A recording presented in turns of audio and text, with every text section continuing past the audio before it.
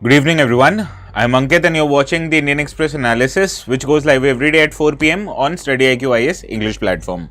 Now, today is 25th of April, and we are going to discuss important news and articles that have appeared in the newspaper. Now, I understand yesterday there was no session, so the most of the articles that I picked up were from yesterday's newspaper because I thought let's not try to ignore those articles. They were very important. Now, also going forward, I'm going to cover everything, yesterday's, today's, tomorrow's, everything. Need not worry from your side.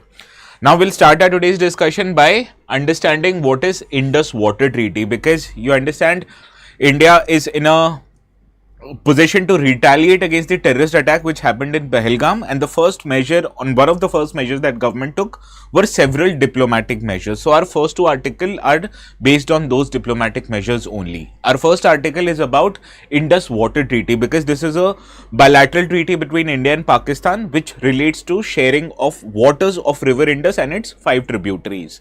Now, this agreement was signed between India and Pakistan in 1960 and it was brokered by World Bank. But now India has decided to keep this treaty in suspension. In legal terms, India has highlighted that it will keep this treaty in abeyance. So what is Indus Water Treaty? How, after suspension of this treaty, what options does India have now? And what judicial or what recourse does Pakistan have in that case against India? All of this we are going to discuss in our today's discussion. Now, this is a bilateral treaty between India and Pakistan. So therefore, the relevant topic is GS paper 2. Right. In the second article, we'll be understanding the term known as persona non grata. Why is this in news? Because again, India implemented certain diplomatic measures to retaliate against Pakistan, and one of the measures was declaration of several military attaches in the Pakistan High Commission located in New Delhi. New Delhi, or government of India, has declared them as persona non grata, which means those people will have to leave Indian soil and go back to their home country, that is Pakistan. So what this term is all about, what kind of consequences does have when a country declares diplomats of another country as persona non grata, all of this we are going to cover in our today's discussion. Again, this article also is relevant from GS paper 2 perspective.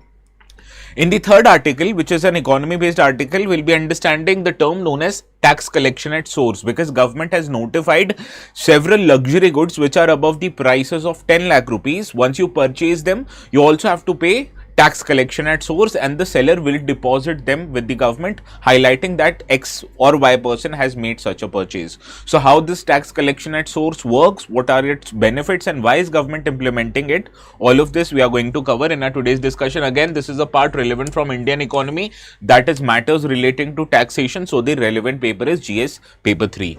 In the fourth article, we'll be understanding about a city known in Syria known as Palmyra. Now, why is Palmyra in news? Because it is an ancient city known for its very good infrastructure as well as its ancient monuments. But as you can understand, civil war is going on in Syria, so that is why it has led to destruction of many World Heritage monuments that are located in the city of Palmyra. Also, Syria, for one reason or the other, has been in news, so we are also going to discuss few facts relating to Syria in our today's discussion, because even a PYQ has appeared on places in news and we have to match them with in which countries those are located.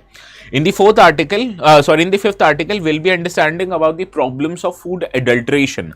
Now, many of you must have heard about the problem that is in market. There is a very huge availability of fake paneer. Similarly, other food products also, mostly which are expensive, we see adulterations are rampant in India. So what are the famous adulterants that are used to substitute our edible foods? Similarly, what kind of health consequences they might impose, and what is the way to control this adulteration? All of this we are going to cover in our today's discussion. This is relevant from, again, science and tech perspective. Therefore, the relevant paper is GS paper 3. This is in place in news, so we are going to cover it. And in the last, we'll be understanding about a National Engineering and Environment Research Institute, which have been given the task to identify the sources of pollutants nearby the Taj Mahal in Agra. So we are going to cover few details about this body. In addition to that, we'll also understand about a body known as Taj Trapezium Zone Authority. So this is all which is relevant from our today's discussion. The last article is relevant again from GS paper 3 perspective, which is a part of environment and air pollution syllabus, right? So these are the 6 articles we are going to cover.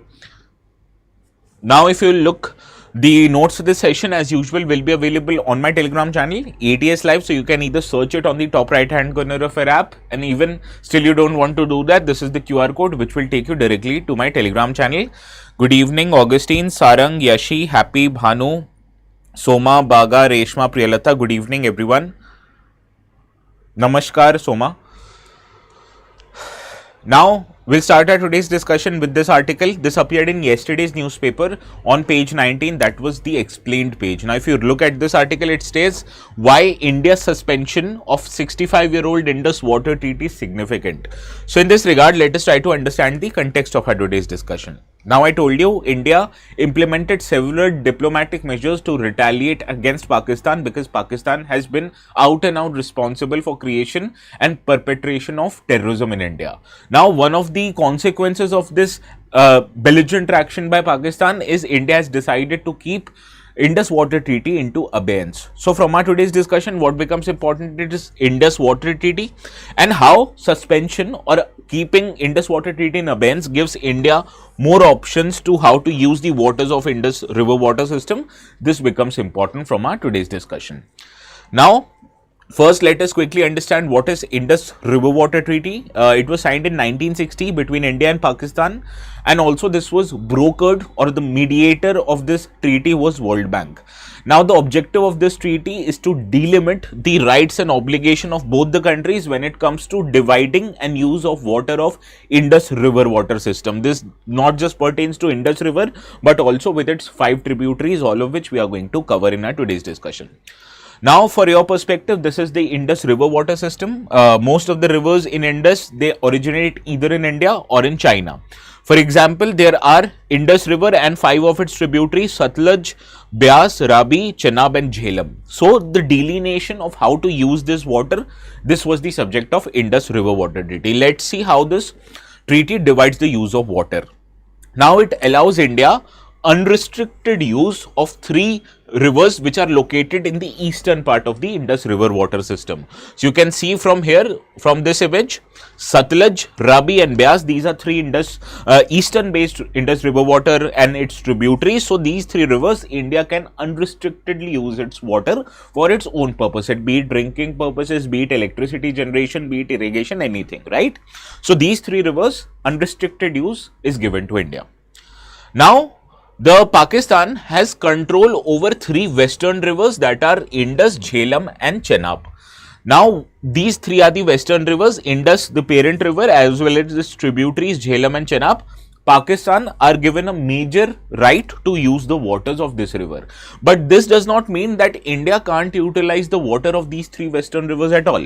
India can use this water for some purposes, like for irrigation, for transport and power generation. But India had to ensure that this flow of water was not stopped into Pakistan, or the course of the river was not altered if India was using waters of this river for some purposes, right? So therefore, when it came to unrestricted access of 3 eastern rivers, India had unrestricted access, and India had limited access to western rivers that were primarily used by Pakistan, but India had to make sure that the course of these river or the flow of water does not alter significantly. Okay, so this was Indus River Water Treaty. Now the implementation of this treaty was done by both countries and through a body known as Permanent Indus Commission. Now this Permanent Indus Commission had 2 commissioners, one each from both India and Pakistan, and this was the main channel for communication, that how to divide waters, and in case of any problem, this body was responsible for implementation of this treaty on ground. And to make things simpler, it was required to meet at least once every year. So you'll see previous times also, whenever India and Pakistan were involved in certain kind of territorial or legal dispute, the meetings used to happen that either the members used to travel to Pakistan or members used to travel to India, where the meeting for Permanent Indus Commission happened. Okay. Now let's see what happened in case India and Pakistan fought over how to use the river water system. What was the method to resolve disputes if it were to happen during the implementation of Indus Water Treaty? Now this treaty provided for 3-stage resolution mechanism. First, naturally, was Permanent Indus Commission, which had the power to resolve questions about how the treaty will be implemented on ground. Suppose if the dispute was not solved when it went to Permanent Indus Commission. Then the countries had an option to bring that case to a neutral expert, which was appointed by World Bank, who was also the broker of this treaty. And this neutral expert will then decide how to resolve the differences, which may be on water sharing or even, and this decision which was passed by neutral expert, it was binding on both the countries. So that you have to remember. Third, even if it was not resolved when it came to neutral expert, then the countries had an option to pursue this matter in court of arbitration, where dispute goes to a court of arbitration and a 7-member arbitral tribunal was formed, which can determine its own procedure, and then it will decide on how to resolve this matter by a majority vote, just like a court. But this is not a court of law, it is a court of arbitration, which wants to resolve the differences between the two parties based not on legal circumstances but on approachment or on consolation, right? So this was the 3-step mechanism provided by the Indus River Water Treaty. Now, after this treaty has been suspended by India, or in legal terms it has been kept in abeyance, so what now can India do with the waters of this river? Now, what you have to understand, that India was restricted on how to use the 3 western river waters, right? India could have used it for power generation purposes, but it had to ensure that the flow of river waters was not altered. Even the flow of the water was not changed so as to put Pakistan at disadvantage. But now, after this treaty has been kept in abeyance, you have to understand there is no design or operational restriction on India on how to use the river waters of Indus and its tributary. Be it any river, be it eastern side of the tributaries or the western side of the tributaries, no matter, India is under no compulsion whatsoever. So this means that India cannot even decide to share the water flow data with Pakistan. It can even create for storages of water on western rivers, which it was prohibited to earlier on, because most of the waters of western rivers were given to Pakistan. Similarly, it can stop the visits of Pakistani officials to the 2 hydroelectric projects that are underway currently on the western side of the rivers of Indus water system. These are Kishan Ganga hydroelectric project, which was done under river Kishan Ganga, which is a tributary of Jhelum, and Ratle hydroelectric power project, which is done on the Chenab. Both of these rivers, that is Jhelum and Chenab, most of the river water use is given to Pakistan. Similarly, it can undertake the process of reservoir flushing on the Kishan Ganga project. Now, what is reservoir flushing? Now, reservoir flushing means the part where you flush the sediments that have been accumulated in your reservoir or in your dams. Now, under this Indus Water Treaty, India was obligated to undertake this reservoir flushing only in the months of August. Because why India was allowed to take this process only in the month of August? Because to undertake reservoir flushing, first you need to store the waters in huge number into your dam, right? But storing waters into the dam, which means you can restrict technically the water flow in the rivers, which was prohibited to India. That is why during the months of August, which is a monsoon season, it allows that water is quite surplus in the river water system. So therefore, India was allowed to undertake reservoir flushing in the Kishan Ganga project only in the months of August. But now, as this treaty has been suspended by India, India can undertake this reservoir flushing anytime it wants. So this is the benefit it gives to India, and also it creates an avenue for India to pressurize Pakistan on mending its ways. Okay. Now, what options does Pakistan have right now? Give me a minute. Good evening, Lydia. Good evening, Sheetal. Let me change this. Okay. Now, what can Pakistan do now? The question is, Indus Water Treaty, if you read the treaty, it lacks any exit clause, meaning that neither India nor Pakistan can legally abrogate it unilaterally, which means India and Pakistan can't say we are not a part of this agreement. That is why India has kept this treaty in abeyance, which means technically suspension. So, India has not taken itself out of this treaty because it does not have an exit clause. Similarly, this treaty does not have an end date, which means there is no expiration of this treaty, and also if you have to modify the provisions of this treaty, it technically requires consent of both parties. So therefore India has suspended this treaty, has not abrogated or exited from this treaty. Now what you have to understand, suppose if India were to violate any provisions of this treaty, then Pakistan had a judicial recourse, whether be it with court of arbitration, whether be it with neutral expert, or whether be it with International Court of Justice. But since this treaty does not have any provision about duration or suspension, therefore Pakistan does not have any legal avenue to approach this matter in any court of law. Therefore, what Pakistan can do, it can do nothing, right? Because what India has done, that is abeyance or suspension, it is not mentioned anywhere in the treaty. So how can you go against a treaty if it does not mention a particular word, right? That is why what Pakistan can do, it can do nothing. That you have to remember. Understand? Now let's see if you have understood this discussion. This is the question that I want you to solve. I'll get out of your way. And also during this class, there is a possibility I might receive an urgent call which I have to pick up. So I'll take a minute or two in between. If that call comes, please do not mind, okay?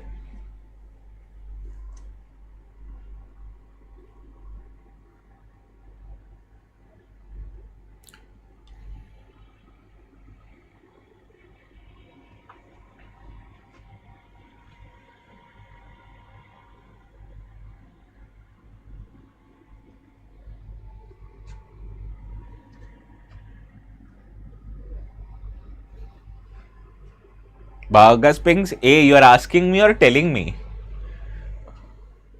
Bhanu C, Reshma C, Sarang and Baga A. Let's see. The treaty includes a 3-tiered dispute resolution mechanism involving neutral expert, permanent indus commission and a court of arbitration. This is correct.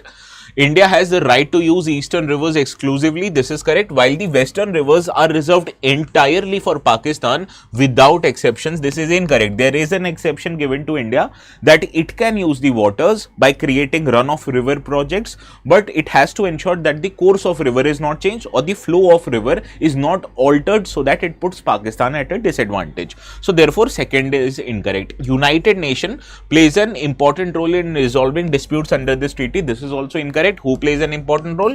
World Bank, not United Nations. So we had to identify incorrect statements. 2 and 3 are incorrect. So option C is the right answer. So Sarang, Baga, Yashi, yes. Lydia also correct. No problem if you've gotten it wrong.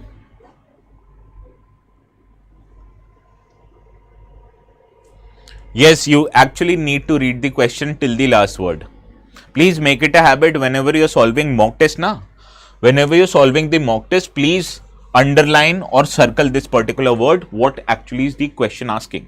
Sometimes it might be that during the exam phase, when you are under significant amount of pressure, you will pay close attention to the statement, but not to the close attention to what questions are asking you. So that is why I am preparing you for such mistakes, that it can happen right now, but please ensure it does not happen in the exam setup, okay? Now let us move to the second article. I told you India implemented many diplomatic measures. First we covered, that was suspension of Indus Water Treaty. Now let us understand the second diplomatic measure that India undertook. It expelled Pakistan advisors, particularly the advisors that belong to the Pakistani military. Okay. Now the word that was used by Indian Foreign Secretary when he was holding the press conference was persona non grata. Now, what does this word persona non grata means? It was also covered separately in an article given in the Indian Express website, not in the newspaper.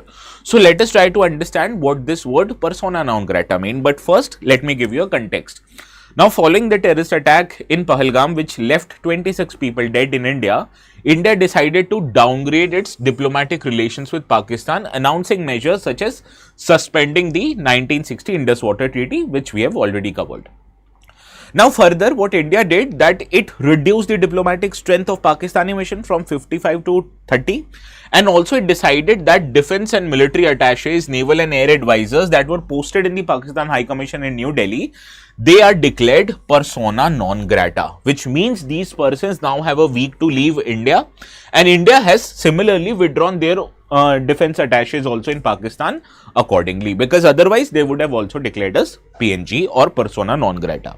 So this brings me to the discussion, what is persona non grata? You may have heard the word PNG, that is used for multiple purposes. PNG is also a format which is a format of digital images. PNG is also used for piped natural gas, but this time we are dealing with persona non grata.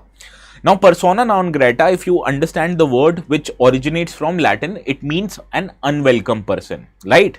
Similarly, it has a specific meaning in diplomacy, which means a diplomat or a foreign person whose entry into a certain country which declares them persona non grata, which means they are prohibited in that country. Similarly, when India has declared these persons as persona non grata, therefore it means that people from Pakistan belonging to these ranks, they are now prohibited to enter India. Understand? Simple. Now, what this word means and where it comes from. We understood what this word means. Now understand, or let us understand where this word comes from. Now you understand the relations between two countries, particularly diplomatic relations between countries. They are governed according to the provisions of 1961 Vienna Convention on Diplomatic Relation. Now this convention also gives diplomats of one country who are posted in another country certain rights and privileges in host countries. Right?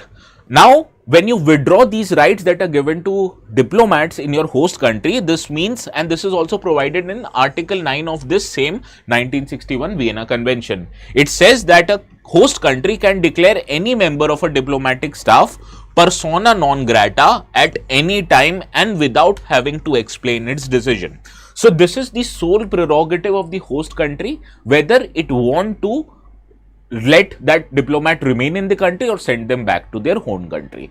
So first, let us understand what kind of rights and privileges are provided usually to the diplomats, and now after they are declared as PNG, automatically these rights and privileges are revoked. Understand? So first, let us cover what kind of rights and privileges does diplomat have in other countries. Suppose you are an Indian Foreign Service officer who might be posted, say, in US, right? So you have certain kind of rights and privileges that people from other countries or tourists or people who have visited there on normal visa, they do not have. Suppose if you are an IFS officer deployed in United States, okay, so you will be having inviolability of persons, which means you are a diplomatic agent and you will be protected from arrest, detention, prosecution, except for actions which are outside your official duty. So for any of your official duty, you can't be arrested, you can't be detained by law authorities, and you can't be prosecuted even by the judiciary of that country. Also, you are immune from local jurisdiction, which means diplomats, they are immune from any criminal or civil jurisdiction in the host country, though there are some exemptions. We are not going to understand some exemptions. For example, you are a diplomat and you are driving a official car in the host country. And suppose if you jump a red light, and you understand every country in the world might have jumping of a red light, you might be subjected to a fine. In some countries, you might even be imprisoned, right? But if you are a diplomat, you will not be fined because you are immune from local jurisdiction. Also, diplomats, they need to communicate with their host country, and this privilege is also provided to them under the 1961 Vienna Convention, which means freedom of communication. Now, diplomats, they can communicate with their home country and other diplomats freely, which includes using coded messages and also sending communication through diplomatic pouches. So, suppose if you're traveling and you're holding a diplomatic pouch, and irrespective of whatever is there in the diplomatic pouch, the other country won't be able to scan that pouch and they won't be able to check that pouch, because it is a privilege that is given to the diplomats for their work. Okay. Another set of rights and privileges that are available is inviolability of premises. Now, diplomatic premises, be it the embassies, be it High Commission, be it even your official residences, they are protected from intrusion and damage by the host country. So, therefore, technically, what is the Pakistani High Commission in India? In New Delhi, that is not an Indian territory, that is a Pakistani territory. So, Delhi police or any law enforcement agency, they can't go inside that particular High Commission, and similar provisions and privileges are also extended to the official residences of the diplomats.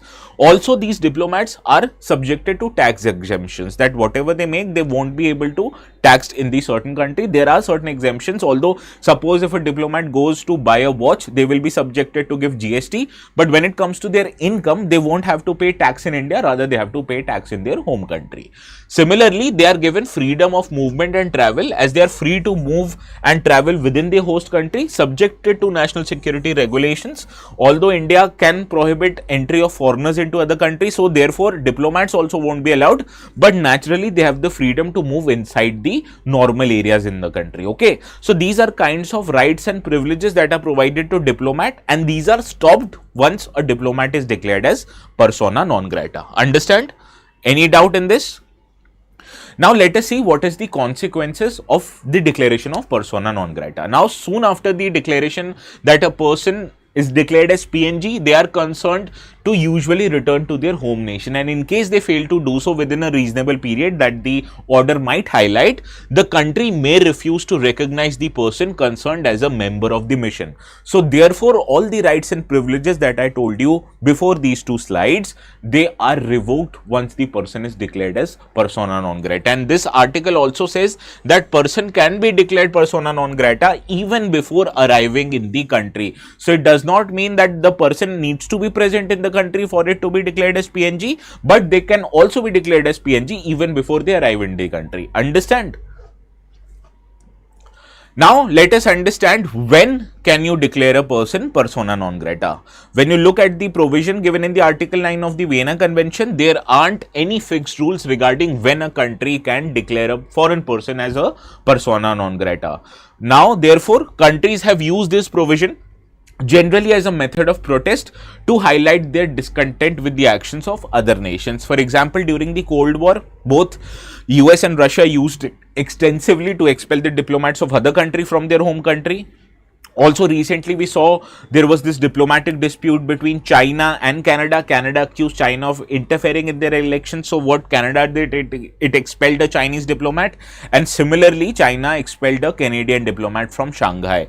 Now India and Pakistan have also involved in these declaration of PNG. As a Pakistani diplomatic member, he was accused of conducting spying in India, therefore he was declared as PNG even in 2017. So therefore this law does not give you a condition based on which you can declare a PNG. It is actually the obligation and the sole prerogative of the host country if and if not declare a diplomatic member as the persona non grata. Now the question is, does or can a government can only declare a diplomat as a PNG, or can declare anyone as a PNG? Now what you have to understand that this provision of designating any person as persona non grata, it is not just limited to diplomats. For example, Brad Pitt, who was a very famous Hollywood actor, he was declared as a persona non grata by China because he starred in a movie known as 7 Years in Tibet. This ban was lifted only in 2014. Similarly, Donald Trump, long before he became the president of United States, he was labeled as persona non grata by Panama City's Municipal Council after he said that America was actually stupid to give away the Panama Canal to Panama for nothing. So these are the instances that highlight that even a normal foreign person who does not have a diplomat or not an employee of the foreign government, he or she can still be declared as persona non grata. Understand? I hope I have made this clear. So these are the historical examples that you should remember. Now let's see if you have understood this, if you are able to solve this question. I'll get out of your way.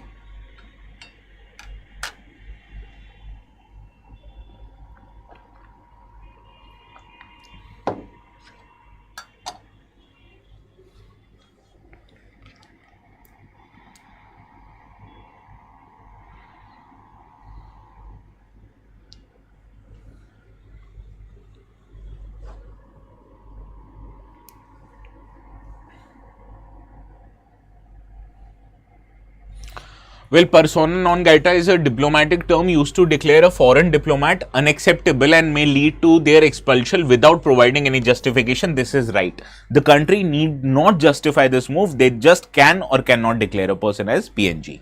Now, declaration of a diplomat as a persona non grata must be approved by United Nations under the Vienna Convention of Diplomatic Relations. This is incorrect. You need not get it approved. It just is the decision of a host country that is binding on the foreign country. Okay, so first is only correct, therefore A option is the right answer.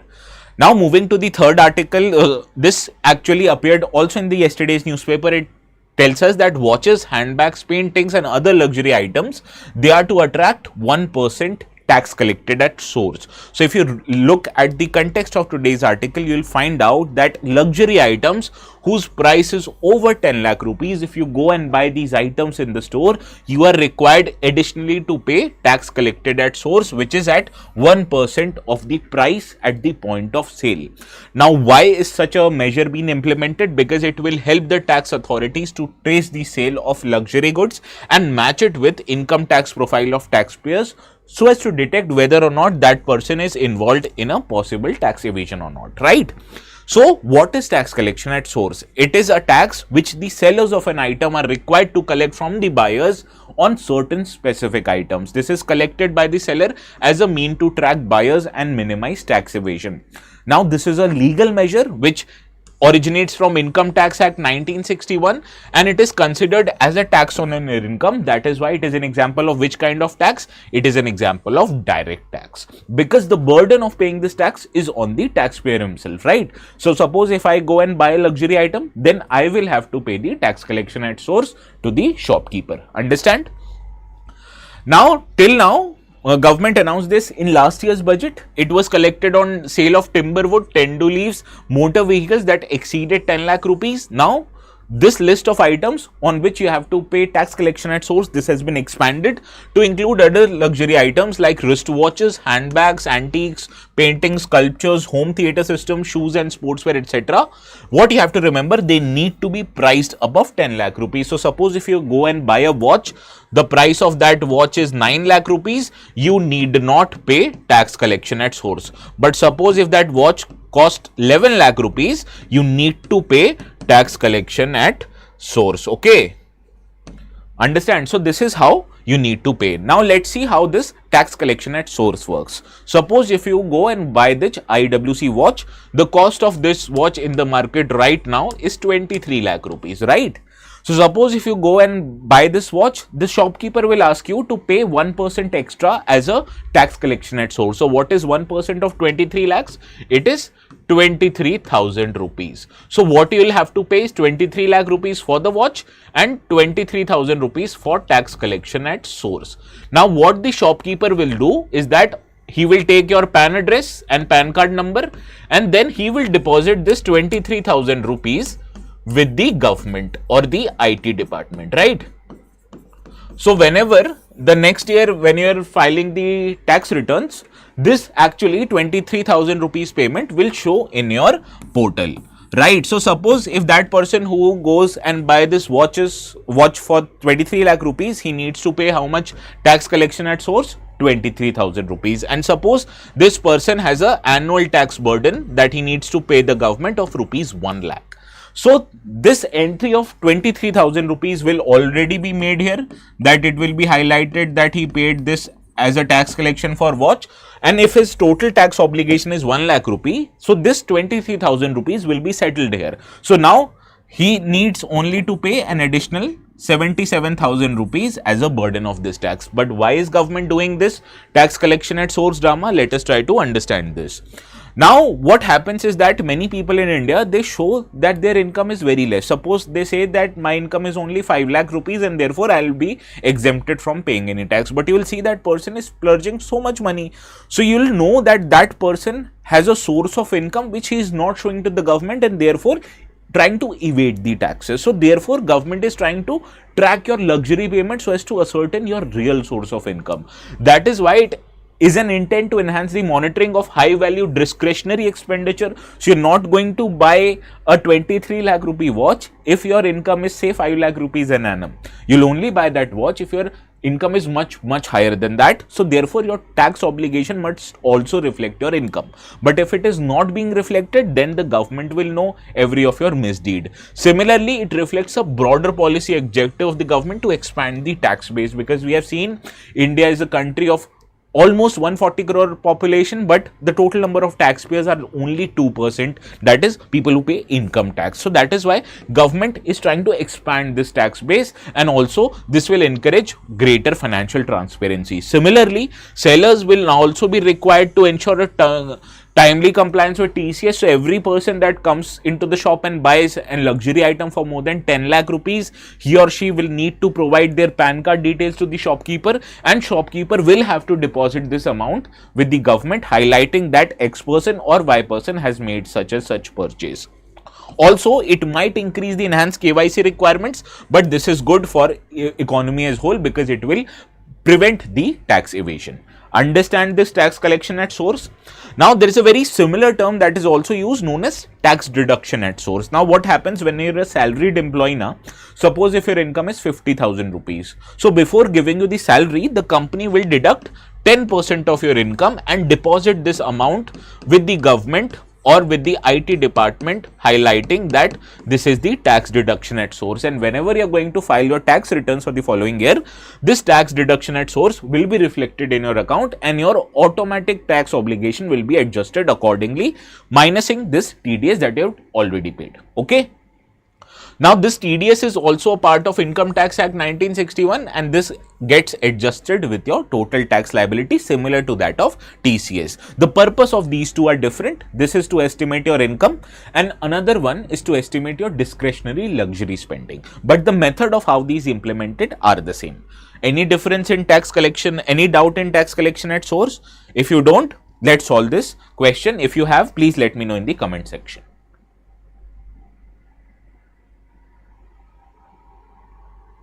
Actually saw the price of that watch, IWC watch. It is 23 lakh rupees. Very cheap, right?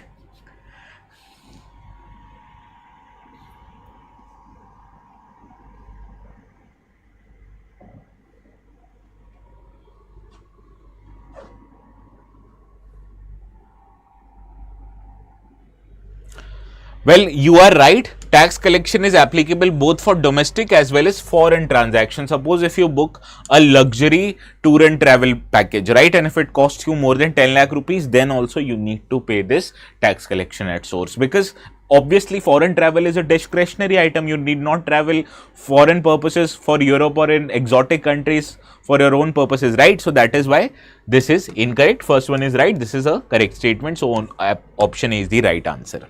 Now, tax collection at source and other types of taxes, we cover it entirely in the fiscal policy and the taxation part of our economy syllabus. I cover that in the batches that are going on currently.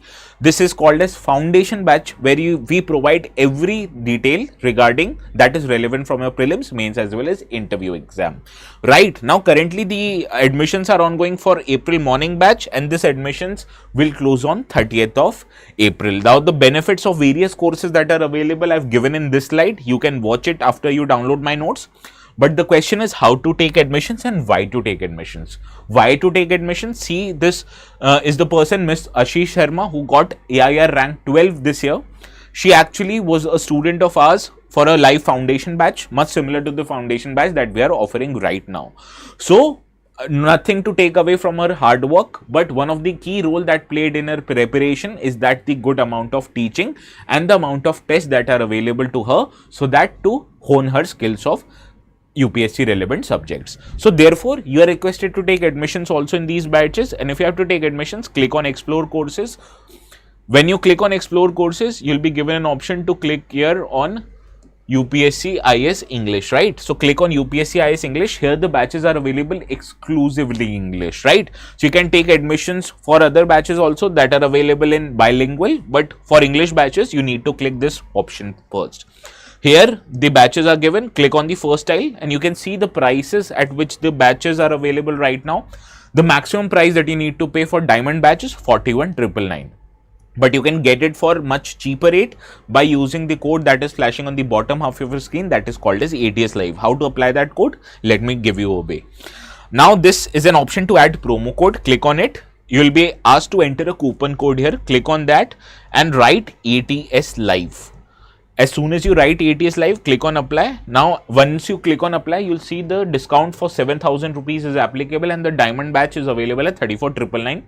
Similarly, platinum is available at 29,999 and gold and 19,999. My recommendation to you is the best one is diamond. Take that and save your hard-earned money, that is 7,000 rupees, by applying the code ATS Live, right? Now let us move to the next article. This appeared in the 18th page of yesterday's newspaper, and it talks about a city in Syria known as Palmyra. Now why is this so famous city? Because it survived for 2000 years and it actually has numerous amount of UNESCO's World Heritage Site. Now this city is subjected to much destruction because of the ongoing civil war that is going on in Syria. Now this city is located somewhere in central of Syria, very near to the borders of Iraq. So this is the map of Syria. What you need to remember if any such maps appear are the bordering countries. What are the bordering countries? I'll tell you separately. First, let us understand why is Palmyra so important. Now Palmyra is an ancient city located in south central part of Syria, situated on an oasis based in the Syrian desert. Now this city contains monumental ruins of a great city that was one of the most important cultural centers in the ancient world. Now this was an important center of trade and culture, blending various types of architecture like Greco-Roman style with the local tradition and Persian influences. So the buildings that you'll see that existed in Palmyra, these kind of buildings that had many influences. The primary was the Greco-Romanian architecture. Now, this was also designated as a UNESCO World Heritage Site in 1980, and the important architecture of the city is Temple of Bel, Grand Colonnade and the Roman Theatre. Right? Now, also Syria has been in news for various reasons. These are the important cities that are there in Syria. Please look at these cities. And why are we dealing with these cities? Because many important places that have been asked in UPSC prelims before. So this is the map of Syria. You can see the bordering countries are Turkey, Iraq, Jordan, Israel, Lebanon. Yes, these are the countries that borders Syria. So 5 countries are there. So let us quickly understand important facts relating to Syria also. The bordering countries of Syria are T-I, Tijil, right? So Turkey, Iraq, Jordan, Israel and Lebanon. These are the 5 cities. What you need to remember is Tijil. Now important rivers that are flowing through Syria are Euphrates, Tigris, Orontes, Yarmouk and El Kabir. So Euphrates and Tigris are very famous. You'll remember them automatically. Orontes, Yarmouk and El Kabir, what you need to remember. Now the second biggest city in Syria after its capital Damascus is Aleppo. Aleppo was also in news few months back because the government of Syria has lost the control of this particular city to the rebels. Right? This is a city located in northern part of the country, and it is also host to many UNESCO World Heritage Sites like Old City of Aleppo, and the river which is flowing through Aleppo is Quake River. Okay, so please remember these data. This might be asked in one way or the other in your UPSC exam. For example, this was the question that appeared in 2018. So you can see this question had Aleppo and other places also that are there in the news. So please solve this question and let me know the correct answer as soon as possible.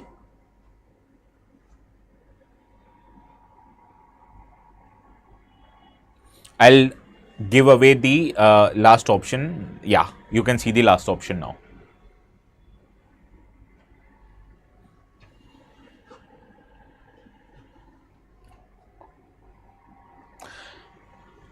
Yes, Aleppo and Mazar-e-Sharif are correct. Rest 2 are not. So option B is the right answer.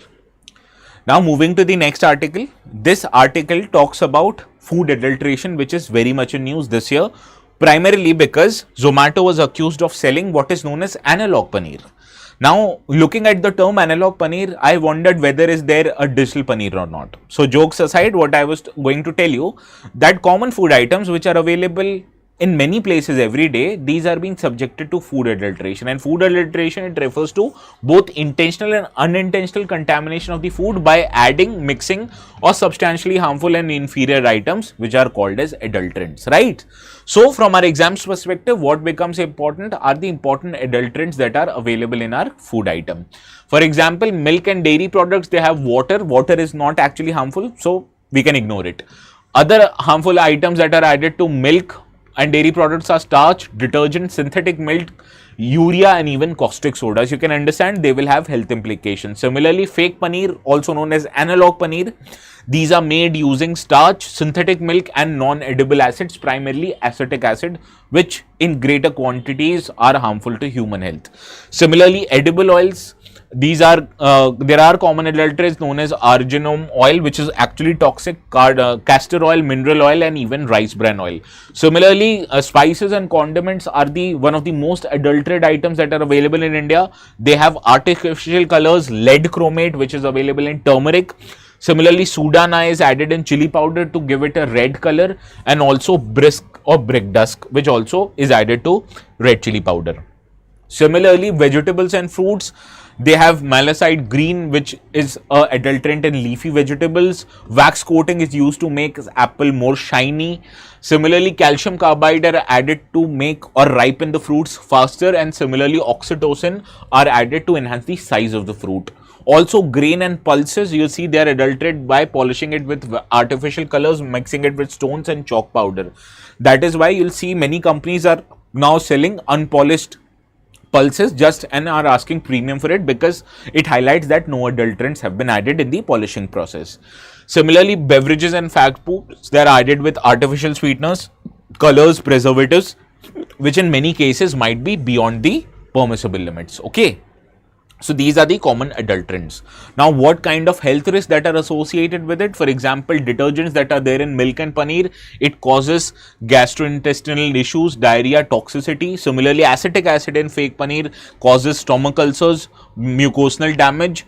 Synthetic milk can damage your liver and kidney. Arginine oil, which I have already told you, is toxic and present in mustard oil. It can lead to epidemic drowsy. Ethylene oxide, which is added in spices, causes cancer, reproductive issues. Artificial coloring can cause hyperactivity in children and even can cause skin allergies and cancer. Whereas starch, glucose in milk and paneer increases your sugar level and particularly harmful for people suffering from diabetes, right? So please remember these. These can be asked in the exam. These are very important, right? Now, laws that deals with food adulteration. Adulteration of food is a matter referred in concurrent list. Therefore, both state and central government are responsible for preventing the adulteration in the food. Now, the act which gives both of these government the power is Food and Safety Standards Act 2006, which actually lets these government impose a penalty for possession of adulterants, right? Now, what is important from our exams discussion is the authority known as FSSAI, Food Safety and Standards Authority of India. This is an autonomous body which is functioning under the Ministry of Health, Family Welfare, part of Government of India. What you have to remember, this is an autonomous body. The nodal ministry is this, but this functions independently. It was established under the Food Safety and Standards Act, which was a consolidating statute. That earlier there were many acts that were in place, and other ministries and government bodies were responsible for implementation of this act. So what FSSA Act, once it was passed, it did, it consolidated all the acts and made one body responsible for food safety, that is FSSAI. So these are the acts which it actually removed and consolidated them into one act, and these 6 acts were repealed subsequently. Okay.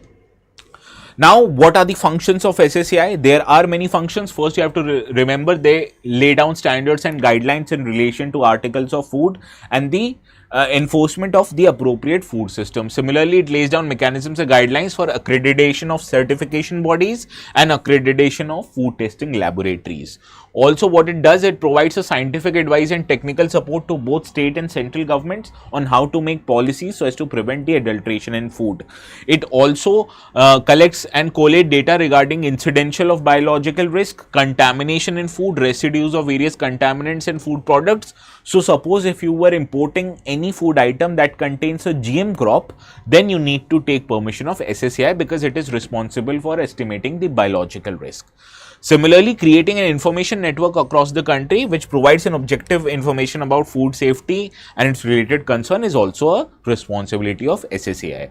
It also provides training programs for persons who are involved in handling of food. It provides for development of international technical standards for both phytosanitary and sanitary measures, and it promotes general awareness about food safety and safety security. Although not very effective, but these are the standards of FSSAI. Please remember it. Let's see if you are able to solve this PYQ which appeared in 2018.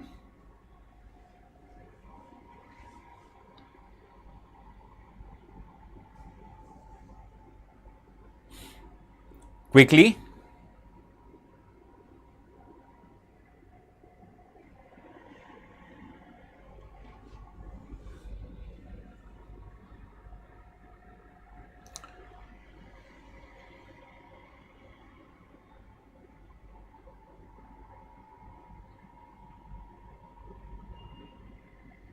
Well, first one to is sure, because I've told you those 6 acts, and the first one on those 6 acts was the Food Prevention of Food Adulteration Act 1954. So this is correct because it replaced the one.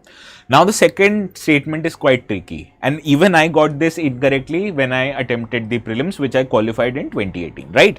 So the Food Safety and Standards Authority is under the charge of Director General of Health Services in the Union Ministry of Health and Family Welfare. Now I'll give you an example. RBI is also an autonomous body, although the parent organization of RBI is Ministry of Finance.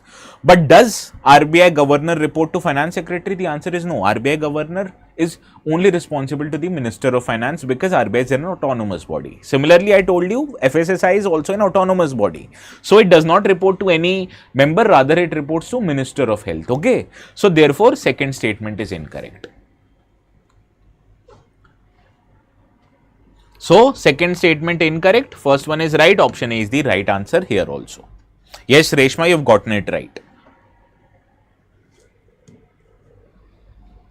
Now, let us deal with the last article of the day. This appeared in the website of the Indian Express, and you can see Supreme Court has asked the National Environmental Engineering Research Institute to examine the impact of glass industrial units on Taj Mahal. Why is glass industrial units causing pollution in Taj Mahal? Because very nearby to Agra, the next district is known as Firozabad. Firozabad is a hub for glass making and glass manufacturing. So that is why Supreme Court has asked the NEERI to conduct investigation regarding the pollution. Now, NEERI is a prominent research institute in India, which was established in 1958 in Nagpur. It is a constituent laboratory of Council of Scientific and Industrial Research, and it functions under Ministry of Science and Technology. This body is dedicated to environmental science and engineering, right? Now, sorry, this context, actually I forgot this.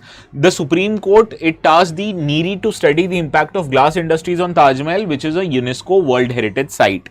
Now, the Apex Court previously had also deplored the Taj Trapezium Zone Authority on environmental protection in and around Taj Mahal, asking it whether does it think that preservation of Taj Mahal is a tamasha, right? So that is why we are dealing with NEERI. It is a research institute located in Nagpur, and it functions under CSIR and under the Ministry of Science and Technology. It is dedicated specifically for environmental science and its engineering, right? Now, NEERI conducts research, offers technical solutions, and shares expertise to improve the environmental quality, serving government, industry, and society. Now, it has 5 zonal laboratories which are located in Chennai, Delhi, Hyderabad, Kolkata, and Mumbai. Right. Another authority important is Taj Trapezium Zone. This is a zone which is known for its protection, and it demarcates famous important monuments including Taj Mahal and other Mughal heritage Hera sites. This is a 10,400 square kilometer zone, and you can understand it gets its name from the shape which is it in. It is of trapezium shape, and it covers 2 states, that is Rajasthan and Uttar Pradesh, right? Now, this is a defined area of 10,400 square kilometers in and around Taj Mahal to protect the monument naturally from its pollution. Taj Mahal is made up of what? It is made up of white marble. So, suppose white marble, whenever there are harmful chemicals in the pollution, it can cause the white marble to change its color and character, which is very detrimental to the iconic case of Taj Mahal, right? So, this Taj Trapezium Zone, it comprises of monuments, not just Taj Mahal, but also important World Heritage Site, which includes Agra Fort and Fatehpur Sikri. All of these 2 are forts of Mughal era.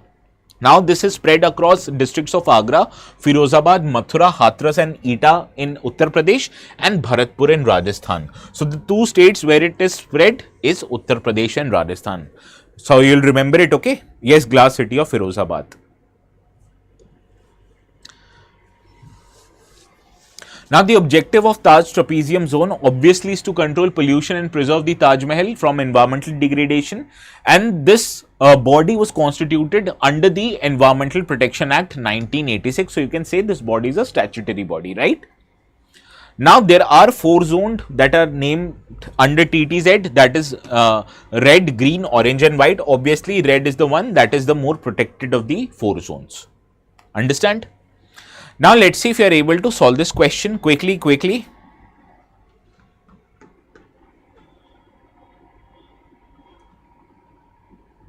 Remember everyone, here also you have to identify incorrect statements.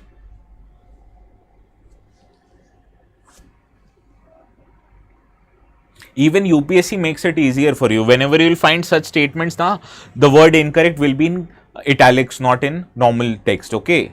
So UPSC wants you to focus on these words, but still many students they miss out on just because of the exam pressure. Well, first one is correct. Second one incorrect because not Madhya Pradesh but Rajasthan. Third one is incorrect because not under Air Act 1981, rather the Environmental Protection Act 1986. So, second and third incorrect. Option C is the right answer. Yashi, Uzma, Sarang, Bhanu, Priyalata. Yes, correct. All of you are right. So, this is the Telegram where I'll make the notes available, and this is all from my side for today. I'll see you again tomorrow at 4 p.m. Until then, please have a very good evening and a very pleasant good night.